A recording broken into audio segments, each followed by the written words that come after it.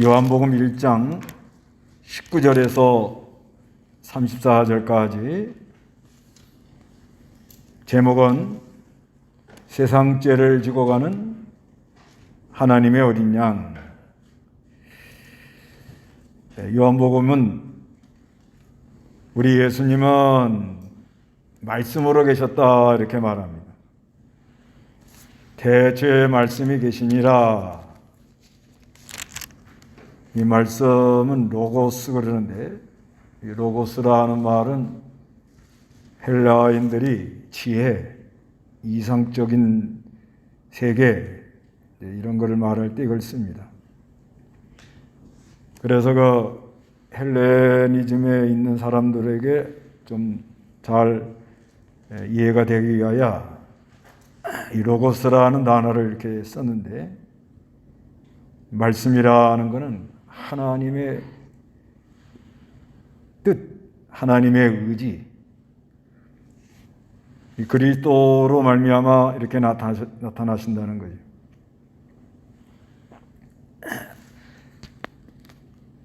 그런데 그 이제 말씀이 육신이 되어서 왔다는 거예요. 말씀이 육신이 되어서 왔다. 이거는 이제 그때 당시 그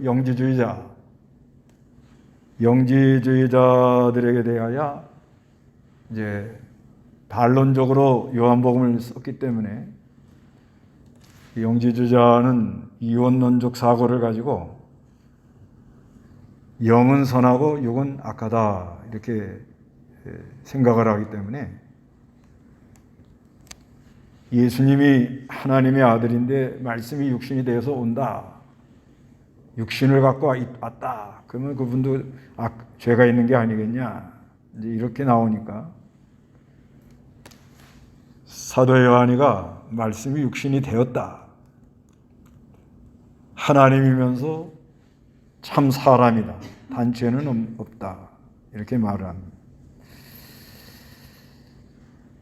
그래서 이분은 하나님의 아들로 보내심을 받은 자고, 은혜와 진리가 충만해서 은혜 위에 은혜를 더해 나간다 이렇게 말씀하고 있습니다.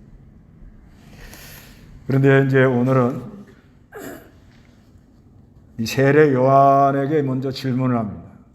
왜 세례 요한을 등장을 하는가 하면, 여기 요한 그래도 달라요. 세례 요한은 그 사가랴의 아들이죠. 엘리사벳이 잉태에서 낳은 사람이고, 근데 사도 요한은 그때 당시 세례 요한의 제자라고 이렇게 봐져요. 문맥적으로 보면은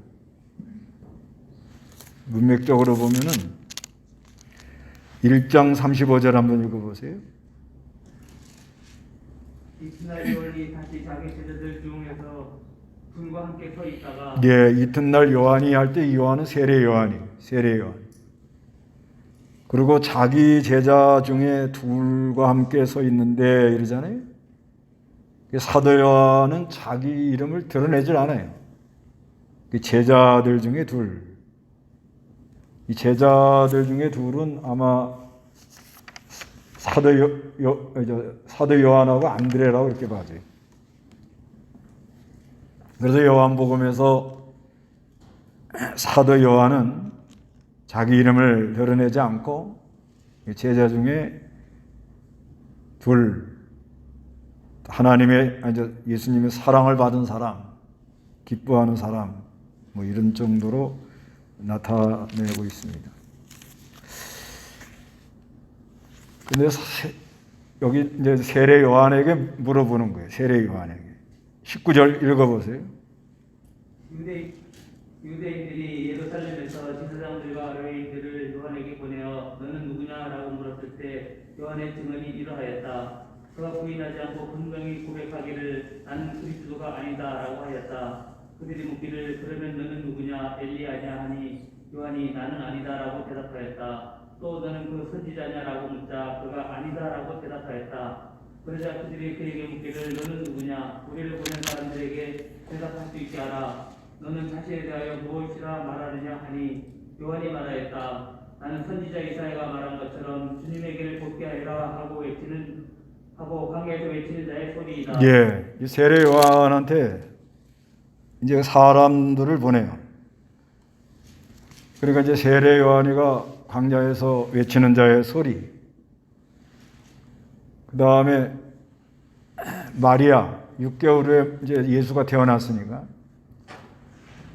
마리아가 이렇게 또 복음을 전하는, 마리아래. 예수님이 복음을 전하는 것을 이렇게 많은 사람이 들으니까 예루살렘의 그 산헤드린 공회에서 제사장들과 레위인들을 글로 보냅니다.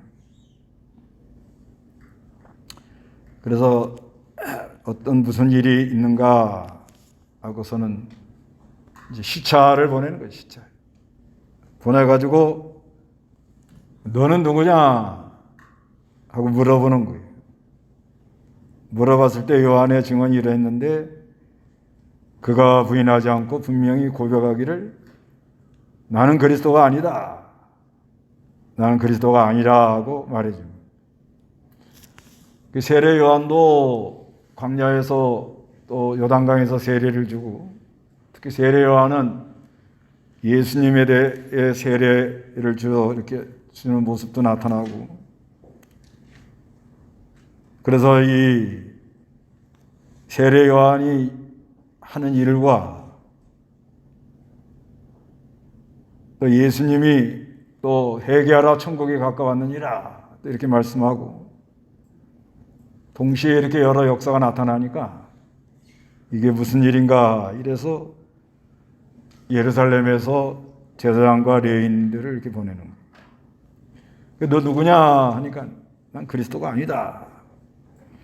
그들이 묻기를 그러면 너는 누구냐? 엘리야냐? 요한이 나는 아니다. 라고 대답했습니다. 또 너는 그 선지자냐? 하고 묻자 그가 아니다라고 대답을 했습니다. 그러자 그들이 그에게 묻기를 너는 누구냐? 우리를 보낸 사람들에게 대답할 수 있게 하라. 너 자신에 대하여 무엇이라고 말하느냐? 세례 요한한테 물어보는. 요한이 말했습니다. 나는 선지자 이사야가 말한 것처럼 주님의 길을 굽게 하여라고 광야에서 외치는 자의 소리이다. 네가 누구냐? 하니까 그리스도냐? 아니다. 엘리야냐? 아니다. 선지자냐? 아니다. 그래서 우리가 아니는 건 아니라 해야 힘이 있고 마귀 역사를 막을 수가 있는 겁니다. 두리뭉실하게 넘어가면 나중에 손해가 나는 거예요. 그 전에 어떤 분이 강도사님인데 연세도 좀 들었고 그 다음에 또 인물도 아주 훤하시고 근데 그 지역에 교역자들 모임이 있어요. 거기 가서 아주 연세도 있으시고 인물도 훤하니까 목사님입니까? 그랬는데 가만히 있었단 말이에요. 그랬더니 그 다음부터는 목사님 오셨습니까? 목사님 오셨습니까? 자동 목사가 된 거예요. 자동 목사. 안수는 아직 안 받았는데 다들 목사님 하니까 뭐가 괴롭죠? 마음이 괴롭죠. 그래서 암이 와가지고 돌아가셨어요. 양심이 그렇게 무서운 거예요. 자기의 신분을 확실히 얘기하고 아닌 건 아니다 하고 탁 나가야지 아닌 거를 그냥 계속 무시하고 나가면 양심이 괴로워요. 양심이 괴로우면 몸에 안 좋아요. 그러니까 아닌 건 아니다 딱 하고 확실하게 하고 나가고 옳은 건 옳다 아닌 건 아니다 이렇게 확실하게 하고 나가야 그래야 믿는 일도 되고 양심도 편하고 건강도 하고 그런 거예요. 그게 뭐냐 그러니까 나는 그냥 광야에서 외치는 자의 소리다. 소리. 그러니까 말씀, 내용만 전해놓고 없어지는 거다. 우리 복음 전하는 사람은 전부 광야에서 외치는 자의 소리와 같은 거예요. 자기를 드러내려고 그러면 안 되는 거예요. 자기를 드러내려고 하는 순간부터는 이제 이게 복잡해져요. 그래서 항상 주님은 흥하고 나는 새해도 좋다. 3장 30절 읽어보시기 바랍니다. 그분을 흥하여야 하고 나는 새하여야 한다. 예, 그분은 흥하고 나는 새해도 좋다. 그래서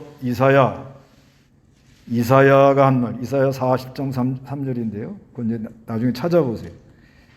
그 주님의 길을 곱게 하라. 우리 예수님이 걸어가는 길을 예비하는 사람이에요. 세례요한은 길을 예비하러 온 사람.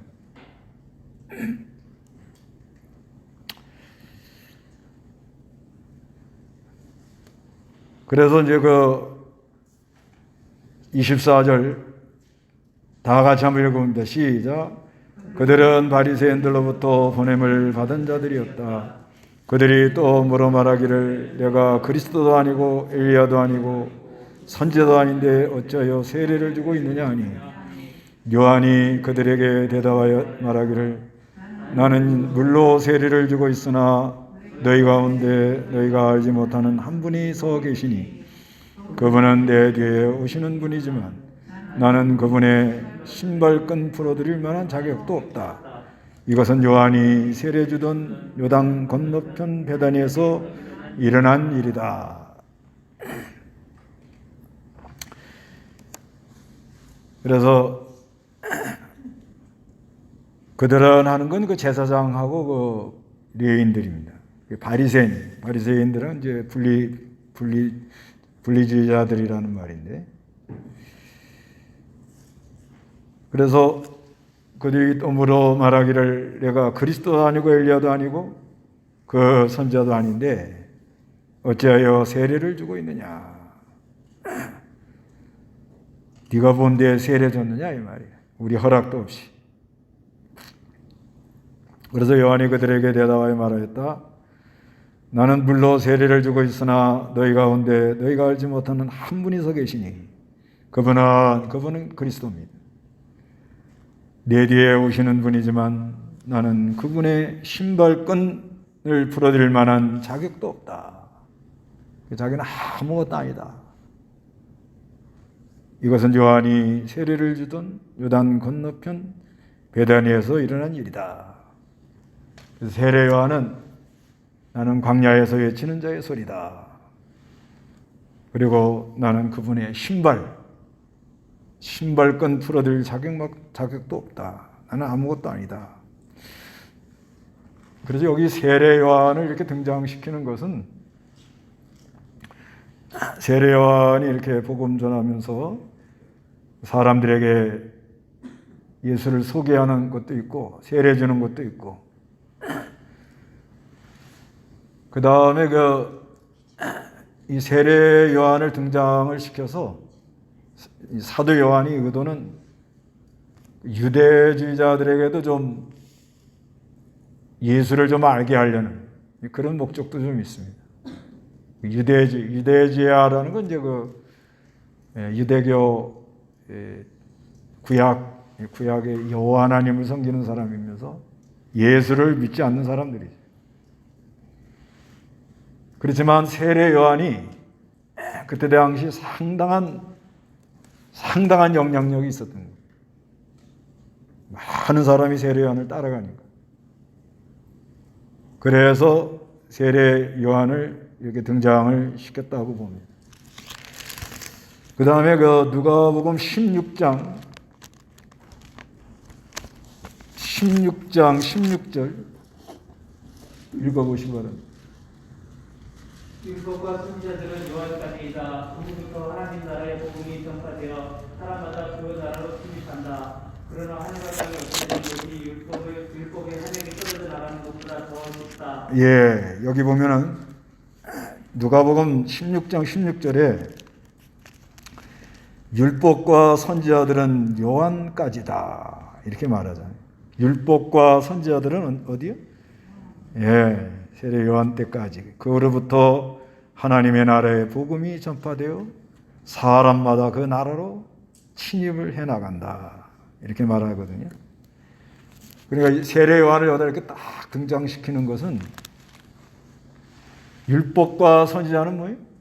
이 세례 요한, 이 세례 요한까지고 그 다음부터는 이제 하나님의 나라, 복음, 천국 그거를 말하려고 이렇게 세례 요한을 등장을 시킵니다. 그래서 29절에 읽어보세요. 이튿날 요한이 예수께서 자기에게 오시는 것을 보고 말하였다. 보아라, 세상 죄를 지고 가는 하나님의 어린 양이다. 예. 그러면서 이제 예수님을 딱 등장을 시키는 거예요. 이제 율법과 선지자는 어디까지라고요? 세례 요한까지란 말이에요. 가지고는 지금부터는 이제 뭐예요? 복음, 예수 그리스도에 대해서 말하는 거예요. 그래서 이튿날 요한이 예수께서 자기에게 오시는 것을 보고 말하였다. 보아라, 세상 죄를 지고 가는 하나님의 어린 양이다. 이렇게 말합니다. 그래서 보아라 하고 아주 참 세상 죄를 지고 가는 하나님의 어린 양이다. 하나님이 예비한 속죄제물이다. 그래서 이거는 이제 구약의 그 아사셋을 이렇게 연상을 시키는 거예요. 이 유대인들에게. 레위기 16장에 보면은 그 레위기 16장의 아사셀, 그 아사셀이 대속죄일이 되면은 모든 죄를 짊어지고 떨어져 나가는 거예요. 레위기 16장 21절 아론은 그 두 손으로 레위기 16장 21절. 예, 맞습니다. 읽어보세요. 예, 맞습니다.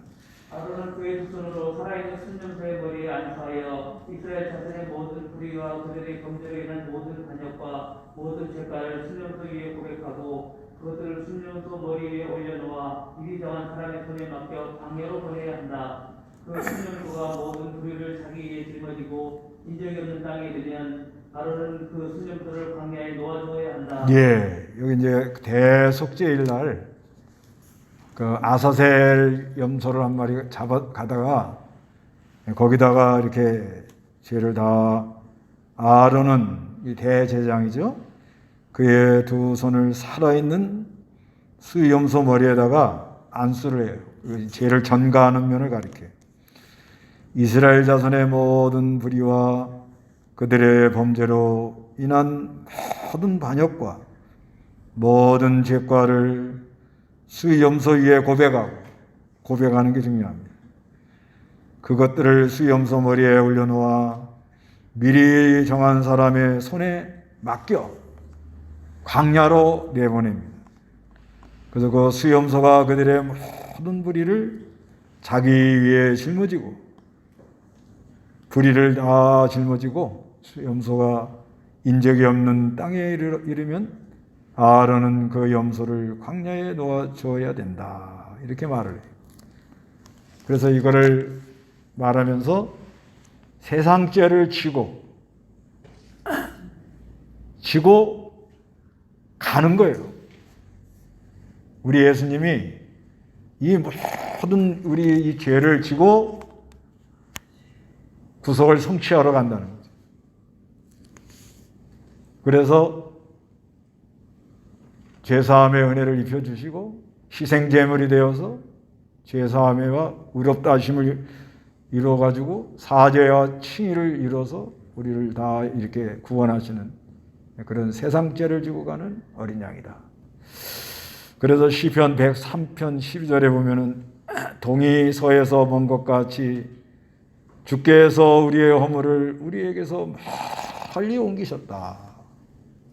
그러니까 예수님이 모든 죄를 다 짊어지고 그 대속죄일 날 모든 죄를 짊어지고 낭떠지로 밀어 내려가는 아사셀처럼 이렇게 가심으로 말미암아 우리의 모든 죄가 다 동이 서에서 먼 것처럼 주께서 우리의 허물을 우리에게서 멀리 옮겨놨다 이렇게 믿어야 됩니다. 그리고 이 어린 양 되시는 예수님은 지금 이사야에 있는 말씀도 있고 사도행전에도 있는데 이건 도축장에 끌려가는 어린 양, 그 도살장에 끌려가는 어린 양처럼 아무 말도 안 하시고 털 깎는 자 앞에 어린 양같이 잠잠하고 이처럼 그는 입을 열지 않는다 이렇게 말합니다. 어린 양이라는 것은 희생제물이죠. 희생제물로 오셔가지고 이렇게 돌아가셨다는 걸 말합니다. 그래서 우리가 하여튼 예수 그리스도가 우리의 죄를 다 짊어지고 세상 죄를 다 짊어지고 부속을 성취함으로 말미암아 우리의 모든 죄를 동이서에서 본 것처럼 아주 이렇게 멀리 다 옮겨 놓으셨다 하는 걸 우리가 믿어야 됩니다. 믿음으로 말미암아 제사함의 은혜에 늘 감격하고 그리고 그 의롭다심을 입은 그 은혜 속에서 우리가 늘 기뻐 뛰놀아야 됩니다.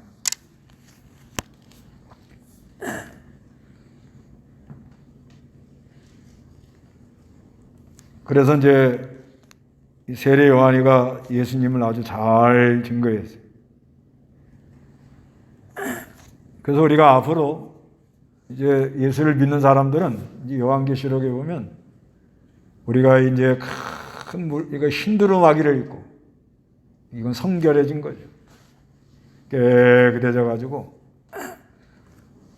손에 정려나무 가지를 들고 보호자 앞과 어린 양 앞에 서서 찬송하게 됩니다.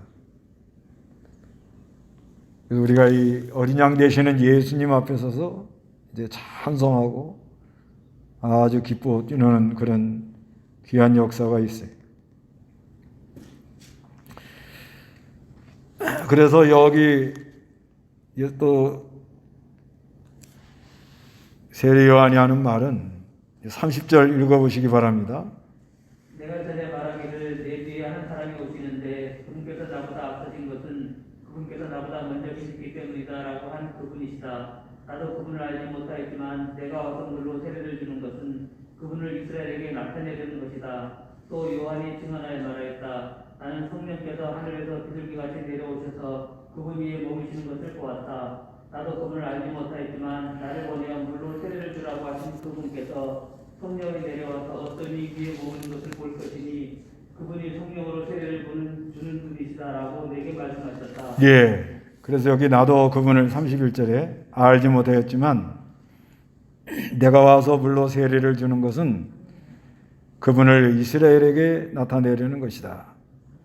또 요한이 증언하여 말하였다. 나는 성령께서 하늘에서 비둘기같이 내려오셔서 그분 위에 머물르시는 것을 보았다. 나도 그분을 알지 못하지만 나를 보내어 물로 세례를 주라 하신 그분께서 성령이 내려와서 어떤 위에 머무르는 걸 볼 것이니 그분이 성령으로 세례해 주는 분이다라고 내게 말씀했다. 세례 요한은 물로 세례를 주고 자기는 예수님은 성령으로 세례를 주셨다 이렇게 말씀합니다. 이 세례라는 것은 씻어서 정결케 한다는 그런 의미가 있습니다. 그 씻어서 정결케 하는 역사가 있는데 물로 세례를 준다는 건 뭐냐? 이건 표시하는 거예요. 표시. 죄사함을 입었다. 그 물 세례의 유익은 뭐냐? 회개케 하는 겁니다. 회개.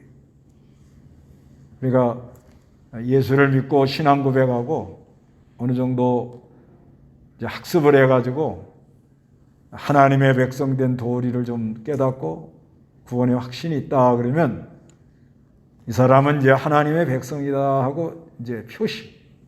표시를 해주는 게 물세례예요. 그래서 이 물통이 있는데 거기다가 이거는 무슨 물이다 하고 이렇게 써붙여놔야 이게 물인지 사이다인지 알코올인지 알 수 없잖아요. 그런데 거기다가 무슨 물이다 쓰면 표시를 해놓으면 아 이건 물이구나 이렇게 알듯이 물세례라는 것은 표시하는 거예요. 표시.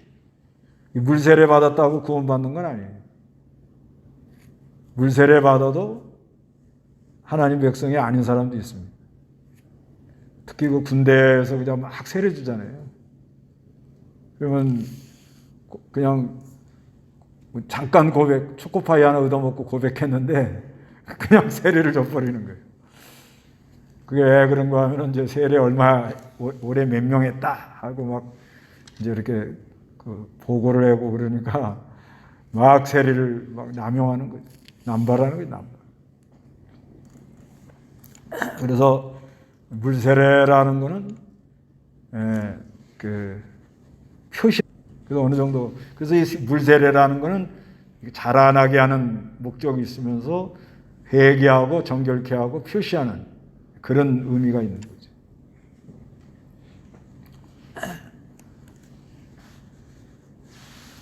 그 세례 같은 거 진짜 많이 자기가 준비하고 기도하고 정결해가지고 받으면요, 그 평생 그 감동을 잊질 못해. 그게 영원히 남는 거예요. 근데 세례 받으면서도 나는 가짜인데 그러면 그것도 영원히 남는 거예요. 양심이 있거든요, 자기 안에. 이 양심이라는 게 그렇게 무서운 거예요. 양심이라는 게 이렇게 무서운데 이 지금 정치하는 사람들 그저 말 함부로 바꾸고 지도자가 될 사람들이 이러면 안 돼요. 어디 가서 아닌 건 아니다, 옳은 건 옳다, 그래야 사람이 힘 있는 거 아니에요? 아닌데 그냥 두리뭉실 넘어가면서 그저 말을 하는 거 보면 두리뭉실하게 넘어가는 거예요. 아닌 걸 자꾸 했으니까 말에 확신이 없어요.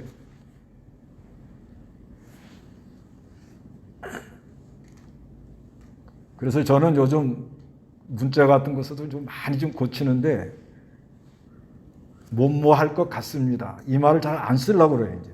그것도 벌써 내가 뭔가 이렇게 바로 안 했다는 얘기예요. 이럴 수도 있고 저럴 수도 있고 어디 피해 도망가려고. 그래서 요즘은 그랬습니다. 확실하게 탁 해서 해야지. 이렇게 생각하는 게 이것도 아니고 저것도 아니고 이렇게 다니면은 그 사람 정함이 없어요. 예수 따라가는 게 참 이게 굉장히 귀한 건데 은혜가 아니면 이게 어려워요, 사실상요. 은혜라요, 은혜. 그런데 하나님이 우리를 사랑해서 성령 세례를 준다는 게 또 성령 세례. 성령 세례는 뭐냐? 성령과 말씀으로 근본적인 죄를 정화시키는 거예요. 근본적인 죄를 해결해 주는 거예요. 누가복음 근본적인 죄. 누가복음 3장 16절. 누가복음 3장 16절. 요한이 모든 이들에게 대답하여 말하였다. 나는 너희에게 물로 세례를 주지만 나보다 능력이 더 크신 분이 오시는데 나는 그분의 신발끈을 풀어드릴 자격도 없다. 그분께서는 너희에게 성령과 불로 세례를 주실 것이다. 예, 요한이 모든 이들에게 대답하여 말하였다. 나는 너희에게 물로 세례를 주지만은 나보다 능력이 더 크신 분이 오시는데 나는 그분의 신발끈을 풀어드릴 자격도 없다. 그분께서는 너희에게 성령과 불로 세례를 준다. 이 불이라는 거 하나님 말씀. 왜 불이라고 했느냐? 이 하나님 말씀은 하나님이 우리를 뜨겁게 사랑한다는 그 말씀이 내포되어 있어요. 말씀 안에 내포되어 있어요. 우리를 뜨겁게 사랑한다는 그런 게 이 하나님 말씀 안에 내포가 됐는데 그 하나님의 말씀, 성령이 그 말씀을 가지고 우리 이 근본적인 죄라는 걸 해결해 줘요. 그래서 성령 세례. 그러니까 얘도 믿을 때는 다 성령 세례 받은 거예요. 죄를 다 받아가지고 아까 세상 죄를 지고 가는 어린 양이 어떻게 동에서 소가 먼 것처럼 뭐요? 우리 죄를 짊어지고 갔단 말이에요. 우리 근본적인 죄가 다 어떻게 용서를 받았다. 정결해지는. 정결해져 놓고는 우리가 매일 짓는 죄도 고백, 자백을 해야 돼. 자백. 그 요한일서 1장에 있잖아요. 요한일서 1장 10절에 자백. 그러니까 근본적인 죄는 다 용서해 주시고 자기가 죄를 깨닫고 깨달아야 돼요. 아, 내가 이건 안 된다. 이건 고쳐야 된다. 요한일서 1장 9절. 1장 9절입니다. 만일 우리가 우리 죄를 자백하면 그분은 신실하고 의로우셔서 우리 죄를 용서하시고 모든 불의의 소재를 깨끗하게 하신다. 예. 만일 우리가 우리 죄를 자백하는 게 돼요. 잘 모르잖아요, 이게. 자기가 괜찮은 줄 알잖아요. 그런데 이 하나님의 말씀과 성령이 조명을 이렇게 비춰주면, 빛이 들어오면, 아이고, 이건 고쳐야 된다. 아, 이거 내가 지금 반거짓말하고 있다. 아, 이건 두리뭉실하게. 아, 이건 내가 지금 경계선을 넘어갔다. 아, 이건 내가 지금 지게표를 옮겼다. 그거 오잖아요. 그러니까 이건 뭐냐면 성령이 이 말씀의 빛이 들어오는 것만큼 발견이 되는 거예요. 그러니까 성령 세례라는 건 예수 믿을 때 모든 죄를 다 용서를 받은 거예요. 그렇게 일단 믿어야 돼요. 왜? 세상 죄를 지고 가는 어린 양이 우리 죄를 지고 갔단 말이에요. 그래서 동에서 서가 먼 것처럼 우리 죄를 짊어지고 갔기 때문에 갔는데, 이제 우리를 자라나게 하고 예수를 닮게 하고 우리도 예수님을 참 예수의 증인이 되라 하고 우리 자신을 정결케 나가는 역사가 있는데, 성령 세례로 근본적인 죄를 다 정결하게 해주시고는 우리를 자라나게 하려고 늘 이 하나님의 말씀, 하나님 말씀은 늘 하나님이 세상을 이처럼 사랑하사, 하나님이 우리를 얼마나 사랑한다는 말씀이 내포가 되어 있어요. 항상. 책망도 하지만은 책망도 사랑해서 하시는 거예요. 책망도 사랑해서 하시는 거예요. 정결케 해줄. 끊을 걸 끊게 하려고. 돌이키게 하려고. 뭔가 좀 깨닫게 하려고. 그러면 자기가 알아요. 아, 하나님이 이걸 정결케 하라고 그러는구나. 이거를 좀 깨끗하게 해주려고 지금 역사를 일으키는구나. 그래서 자기가 자백을 해야 돼요. 자백하면 그 하나님의 큰 능력의 역사를 해가지고 어떻게 깨끗해져요. 그러면 그 문제는 해결되는 거예요. 단계가 있잖아요. 처음에는 뭐 물질 문제. 되게 물질 문제 걸려요. 하여튼 뭘 하다가도 뚝하면 물질 때문에 가지도 못하고 오지도 못하고 그럴 때가 많잖아요. 어느 때는 그게 자기가 깨달아져요. 아, 내가 이거 지금 해결해야 된다. 자유해야 된다. 그래서 하나님께 기도도 해요. 자백을 해요. 하나님, 이런 문제를 좀 고치게 해주시옵소서. 물질에 대하여 양심을 쓰게 해주십시오. 그렇습니다. 그럼 하나님이 들으시고 자백을 하면 어떻게?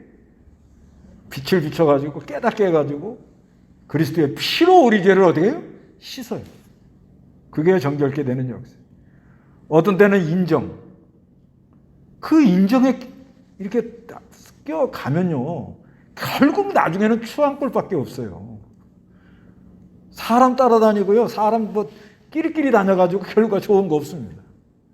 항상 사람은 의냐, 그 나라와 그 의를 구하라, 그 나라와 그 의를 찾으라, 이렇게 되어 있잖아요. 아내를 볼 때도 그 나라와 그 의를 찾으면서 봐야 돼요.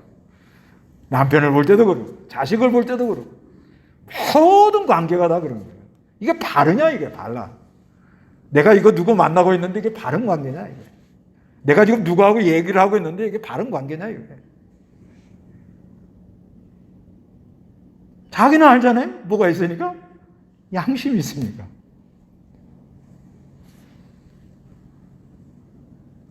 그러면은, 예? 그 하나님이 양심으로 얘기를 하죠. 그러다가 무시하고 나가면 길을 막지요. 하나님이 그 사랑하니까. 그럴 때 자백을 하는 거예요. 자백.